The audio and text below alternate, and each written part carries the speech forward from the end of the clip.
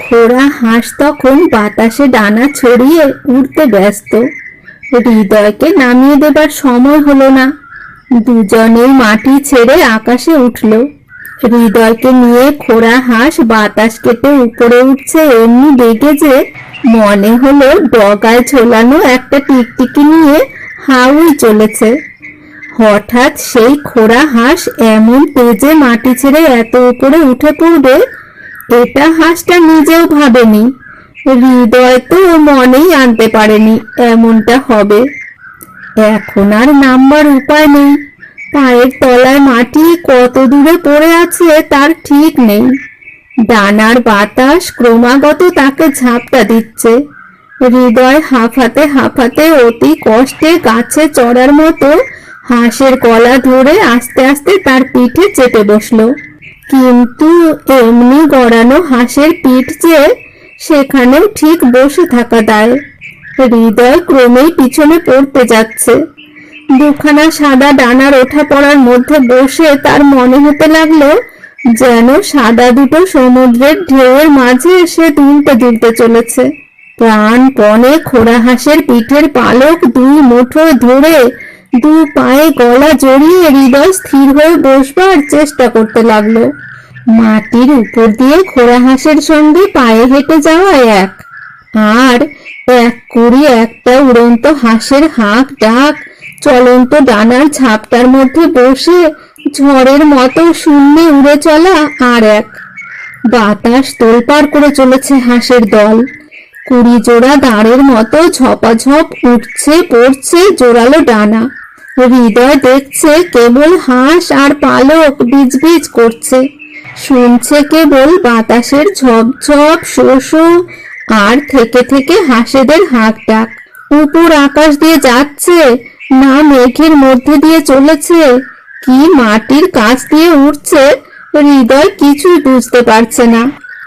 উপর আকাশে এমন পাতলা বাতাস যে হঠাৎ সেখানে উঠে গেলে দম নিতে কষ্ট বোধ হয়। কাজেই নতুন সেথো খোড়া হাঁসকে একটু সামলে নেবার জন্যে বালু হাঁসের দল নিচেকার ঘন হাওয়ার মধ্যে দিয়ে বরং আসতেই চলেছে।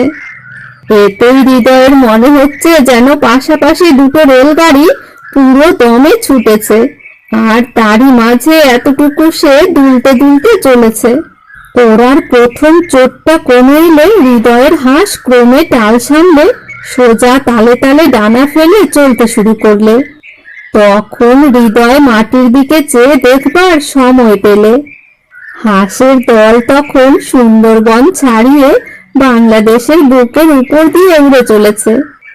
হৃদয় আকাশ থেকে দেখছে যেন সবুজ হলদে রাঙা মেটে নীল এমনি 5 রঙের ছক কাটা চমৎকার একখানি কাঁথা রোদে পাতা রয়েছে। হৃদয় ভাবছে এ কোনখানে এলেন। সেই সময় বাখরগঞ্জের ধান ক্ষেতের উপর দিয়ে হাঁসেরা চলল। হৃদয় দেশটা দেখে ভাবলে প্রকাণ্ড একটা যেন শতরঞ্জ খেলার ছক নিচের জমিতে পাতা রয়েছে। হৃদয় ভাবছে বাস রে, এত বড় খেলার ছক, রাবণে দাবা খেলে নাকি। অমনি যেন তার কথার উত্তর দিয়ে হাঁসেরা হাঁক দিলে ক্ষেত আর মাঠ বাখরগঞ্জ। তখন হৃদয়ের চোখ ফুটল। সে বুঝলে সবুজ ছকগুলো ধান ক্ষেত নতুন শীষে ভরে রয়েছে, হলদে ছকগুলো সর্ষে ক্ষেত সোনার ফুলে ভরে গিয়েছে, মেটে ছকগুলো খালি জমি, এখনো সেখানে ফসল গজায়নি, রাঙা ছকগুলো শোন আর পাট, সবুজ পাট দেওয়া মেটে মেটে ছকগুলো খালি জমির ধারে ধারে গাছের সার, মাঝে মাঝে বড় সবুজ দাগগুলো সব বন, কোথাও সোনালি কোথাও লাল, কোথাও ফিকে নীলের ধারে ঘন সবুজ ছক কাটা ডোরা টানা জায়গাগুলো নদীর ধারে গ্রামগুলি। ঘর ঘর পাড়া পাড়া ভাগ করা রয়েছে। কতগুলো ছকের মাঝে ঘন সবুজ, ধারে ধারে খয়েরি রং, সেগুলো হচ্ছে আম কাঁঠালের বাগান। মাটির পাঁচিল ঘেরা, নদী নালা খালগুলো হৃদয় দেখলে যেন রূপলি ডোরার নকশা আলোতে চিকচিক করছে। নতুন ফল, নতুন পাতা, যেন সবুজ মখমলের উপরে এখানে ওখানে কাঠচোপের কাজ। যত দূর চোখ চলে তেমনি আকাশ থেকে মাটি যেন শতরঞ্জি হয়ে গেছে দেখে হৃদয় মজা পেয়েছে। সে হাততালি দিয়ে যেমন বলছে, বাহ কি তামাশা, অমনি হাঁসেরা যেন তাকে ধমকে উঠল। সেরা দেশ, সোনার দেশ, সবুজ দেশ, ফলন্ত ফুলন্ত বাংলাদেশ। হৃদয় একবার গণেশকে নিয়ে হাসি তামাশা করতে গিয়ে বিপদে পড়েছে। হাঁসের ধমক শুনে মুখ বুজে গম্ভীর ভালো মানুষটির মতো পিটপিট করে চারিদিকে চাইতে লাগলো, আর মিটমিট করে একটু একটু হাসতেও থাকলো, খুব ঠোঁট চেপে।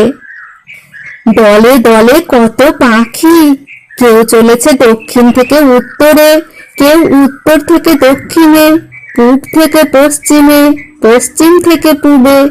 আর পথের মাঝে দেখা হলেই এ দল ও দলকে শুধাচ্ছে, এদিকের খবর, ওদিকের খবর, খবর কি ভাই, খবর কি।